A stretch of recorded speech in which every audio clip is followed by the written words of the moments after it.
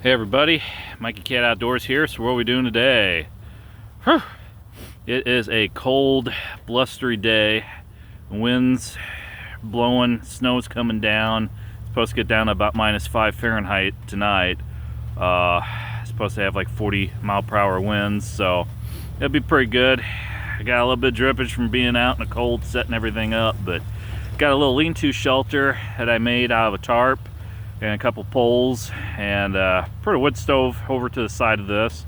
Try to keep a little bit warm, and got a little windbreak outside with another tarp, so it'll be fun. So welcome to Shangri-La. That's kind of the setup I got for the moment. Got a Arcturus reflective tarp here that I just strung up a ridge line and made a couple of loops to stake the thing off as a little bit of a windbreak. Although I might change the angle on this later. And then I got the DST sil nylon tarp from Seek Outside. It's got a center hub point there and plenty of tie down points. So I've been using some MSR Cyclone. Those are the twisted extra long stakes.